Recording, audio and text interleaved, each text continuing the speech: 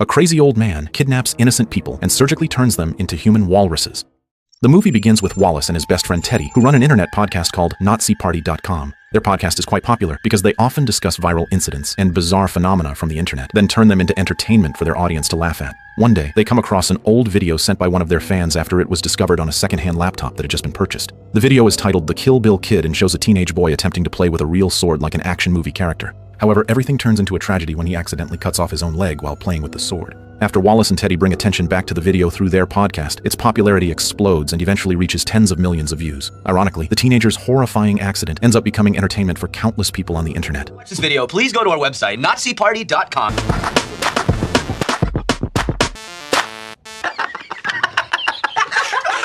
It's up to like 30-something million. Seeing how massive the public reaction is, Wallace believes this is the perfect opportunity to create even bigger content. He decides to travel to Canada, specifically Manitoba province, to personally interview the teenager known as the Kill Bill Kid. To Wallace, losing a leg does not seem like a big deal as long as it can make someone famous. However, when Wallace finally arrives in Manitoba, he discovers the boy's house already surrounded by flowers and memorial decorations. It turns out that on the very same day Wallace arrives, the Kill Bill Kid has taken his own life after being unable to endure the endless pressure and humiliation he received ever since the video went viral online. Wallace immediately contacts Teddy and informs him that their interview subject is dead. Not wanting to return home empty-handed, Wallace decides to search for another strange story while he is still in Canada. Kill Bill Kid killed himself with his own fucking sword. I don't know what the fuck I'm gonna do. But I'm thinking I don't want to come all the way back with nothing. We need a show this week. Eventually, while visiting a bar, he notices a mysterious note attached to the restroom wall. The note was written by an elderly man named Howard Howe, who claims to have experienced many horrifying adventures while traveling around the world. Feeling that the story would make perfect podcast material, Wallace becomes interested in meeting him, especially after learning that Howard's house is located not too far from the area.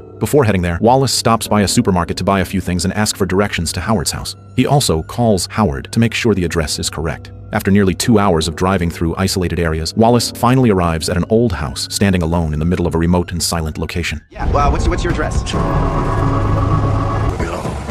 Respectfully. Howard's home feels large, quiet, and filled with an unsettling atmosphere. After entering the house, Wallace is greeted directly by Howard, who sits in a wheelchair and claims that his legs are paralyzed. Before they begin talking, Wallace asks to use the restroom first because he has been holding it in during the trip. While walking around the house, Wallace begins noticing that almost every corner is filled with strange and disturbing objects, including the bathroom itself.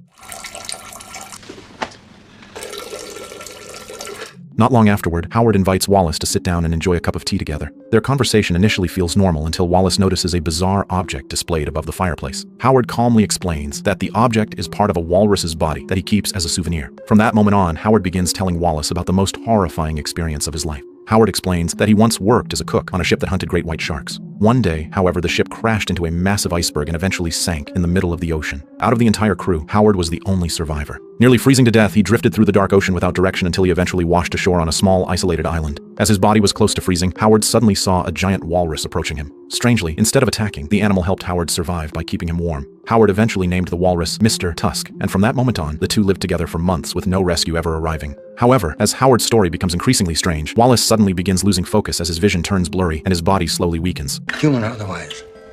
And though I couldn't know what he was called for 6 glorious months.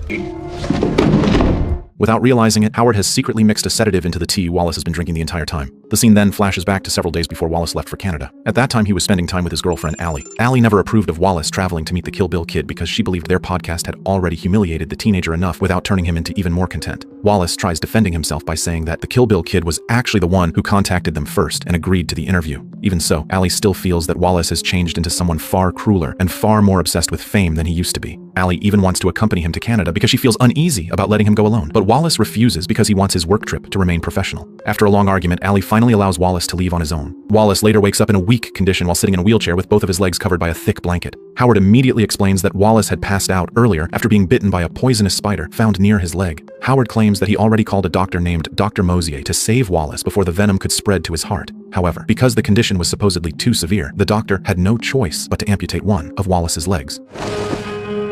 There's no leg there. The spider bit you. Why am I still here? Why am I in the hospital? Even though Wallace is still half conscious from the sedative, he immediately feels that something is terribly wrong. Howard's explanation sounds increasingly strange and difficult to believe, especially whenever Wallace asks to meet the doctor directly. Howard always finds another excuse, claiming that Dr. Mosier is busy and cannot be disturbed. Wallace becomes even more suspicious after Howard tells him that his phone is broken and that every communication device inside the house has mysteriously disappeared. At that moment, Wallace starts realizing that everything Howard has been saying is most likely a lie, designed to keep him completely isolated. Howard continues trying to convince Wallace that all of this is for his own safety, but his behavior only becomes more unsettling. What makes the situation even more horrifying is when Wallace realizes that his body has been tightly strapped to the wheelchair, making it impossible for him to move freely. Meanwhile, Howard calmly laughs while watching Wallace slowly panic in fear. Where's the doctor? I want to talk to him. The doctor's making his rounds.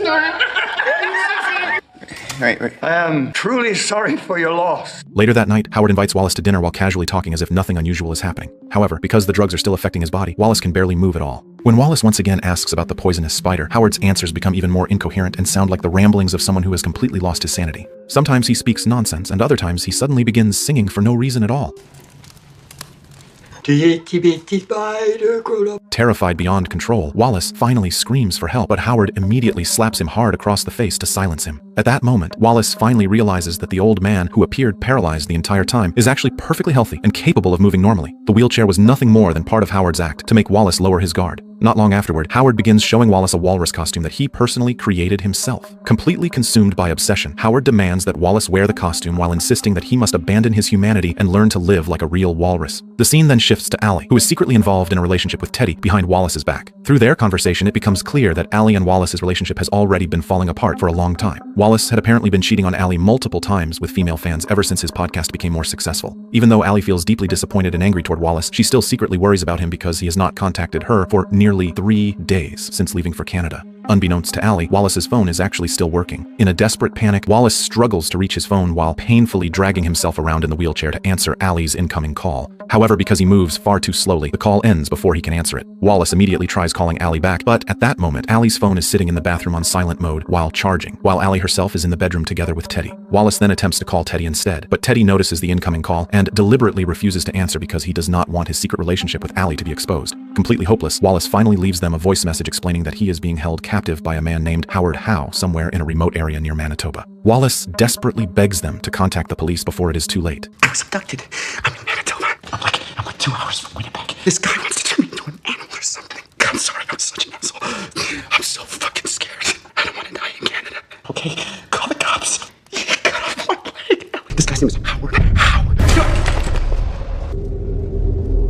Your life as you knew it is over, Mr. Bright. The following day, Allie finally listens to the voicemail and immediately panics after hearing Wallace's condition. She quickly informs Teddy, and the two of them decide to travel to Canada in search of him. There are some recent pictures up on the website. Yes, officer, it's BRYTO. Meanwhile, inside Howard's isolated house, Wallace's nightmare transforms into something even more horrifying. Howard begins performing grotesque surgeries on Wallace's body while continuing to tell him about his dark and tragic past. Howard reveals that when he was a child, both of his parents were brutally murdered right in front of him by a group of violent robbers. After that tragedy, he was sent to an orphanage alongside many abandoned children. However, due to financial problems, the orphanage was eventually shut down, and all of the children were transferred to a mental institution. It was there that young Howard suffered years of horrifying abuse and mistreatment from adults who were supposed to protect them. The trauma and suffering slowly destroyed Howard's sanity and eventually transformed him into a dangerous psychopath. Afterward, Wallace is forcibly transformed into a walrus-like creature through a horrifying operation that completely mutilates his human body.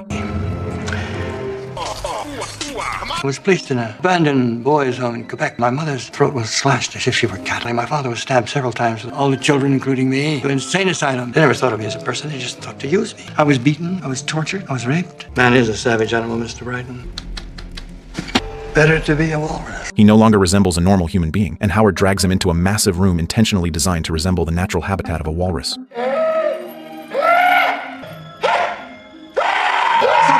Walruses never...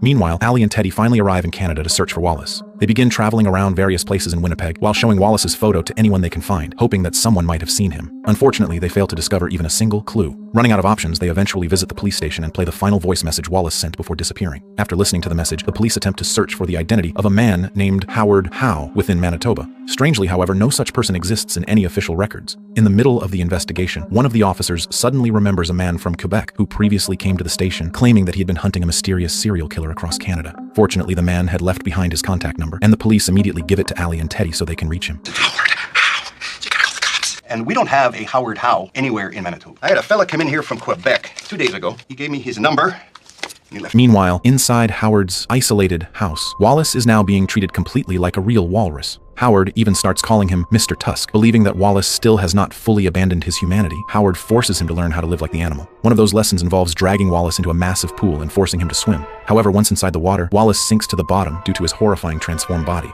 There, he discovers something far more terrifying waiting beneath the surface. Several rotting, walrus-like bodies lie submerged at the bottom of the pool. After looking closer, Wallace realizes that those creatures were once humans who had also been surgically transformed by Howard. At that moment, Wallace finally understands that he is far from Howard's first victim.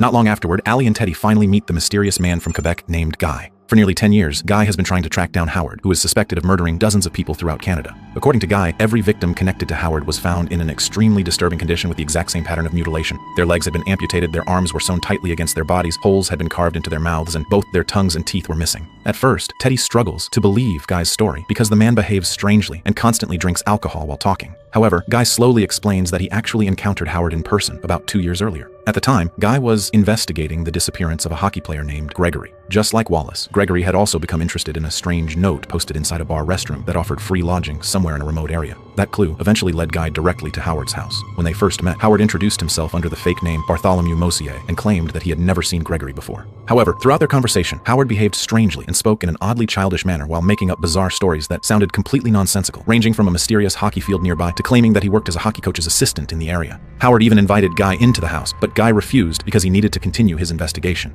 After the encounter, Guy immediately felt that something about Howard was suspicious. He later checked the name Bartholomew Mosier through Canadian population records, only to discover that the identity was completely fake and never existed. Every story Howard told also turned out to be a lie. Guy's suspicions were finally proven correct a month later when Gregory's body was discovered clogging a water drainage pipe in a nearby area in a horrifying condition. During the autopsy, the police found Gregory's shin bone shoved inside the hole in his mouth. However, by the time the authorities returned to search for Howard again, he had already vanished without a trace. Elsewhere, Wallace continues mourning the horrifying condition of his own body, which no longer resembles a human being. Howard, however, sees everything as something beautiful. Calmly, he explains that humans are far crueler than animals, which is why becoming a walrus is supposedly better than remaining human. Howard's twisted worldview is clearly shaped by the trauma and suffering he experienced throughout his childhood, although his actions have now gone completely beyond sanity. Howard then throws a fish toward Wallace while continuing to treat him like a pet animal. At first, Wallace refuses to eat it because a small part of his humanity still remains. But as his hunger becomes unbearable, he eventually devours the raw fish, just like a real walrus. Take the mackerel. Go to the fish, Mr. Tusk. Seeing this, Howard believes that his experiment is finally succeeding. Afterward, Howard continues teaching Wallace how to swim while telling him more about his past with the original Mr. Tusk. Howard reveals that after spending 6 months stranded on the isolated island together, he was ultimately forced to kill and eat Mr. Tusk in order to survive. Ever since that moment, the guilt has haunted him for years. Because of that, Howard believes that Wallace, who has now become the replacement for Mr. Tusk, deserves the chance to finally take revenge on him through a brutal fight to the death. Magical enclave when we first became good friends. Until we are all alone. You were not prepared for me last time, Mr. Tusk. This time it will be different. Meanwhile, Guy begins retracing Wallace's final movements before he disappeared. He asks Allie about Wallace's habits whenever he traveled long distances. Allie then remembers that Wallace always bought oversized cups of soda during road trips. That small clue eventually leads them to the supermarket where Wallace had stopped before visiting Howard. There, 2 supermarket employees still remember Wallace because he had asked for directions to an area called Bifrost. They also remember Wallace writing down an address on a piece of cashier notepaper. Using a clever trick, Guy takes the next sheet of paper and shades over it with a pencil, revealing the pressure marks left behind from Wallace's handwriting on the previous page. Through that method, they finally uncover the location of Howard's isolated house. While traveling toward Howard's address, they eventually discover Wallace's car submerged in a lake near a remote forest area. After seeing that, Guy becomes even more convinced that Wallace is still somewhere nearby and most likely still alive. Because the situation is extremely dangerous, Guy gives Allie and Teddy each a handgun in case Howard suddenly attacks them. Meanwhile, inside Howard's house, the horrifying confrontation can no longer be avoided. For many years, Howard has been waiting for a moment like this, the chance to once again face the figure he believes to be Mr. Tusk. To fully complete his obsession, Howard even wears his own walrus costume before confronting Wallace. The entire house descends into chaos as the 2 monstrous figures attack each other while releasing terrifying screams that echo throughout the building. Walrus, you will die!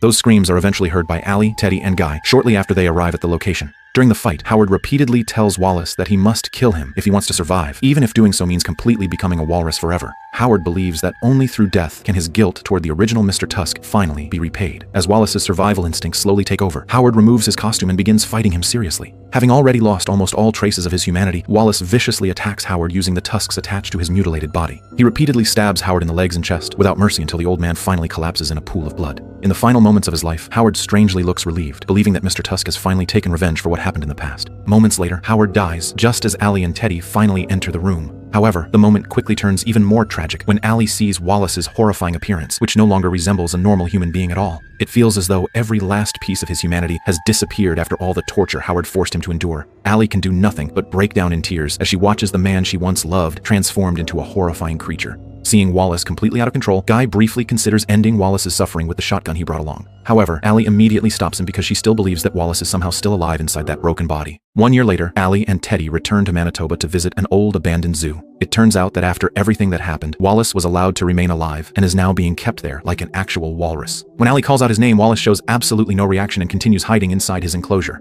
Eventually, Allie throws a fish toward him, causing Wallace to suddenly appear only to grab the food like a wild animal. Seeing Wallace's tragic condition, Allie can only stand there in silence while holding back tears and remembering all the memories they once shared together. However, the moment Allie tells Wallace that she still loves him, Wallace slowly stops moving and a single tear falls from his eye. Even though his body and life have been completely destroyed, it seems that a small part of Wallace's humanity still remains deep inside him. Afterward, Allie and Teddy finally leave the zoo, while Wallace is left to spend the rest of his life trapped forever as a walrus, and that is the end of the story.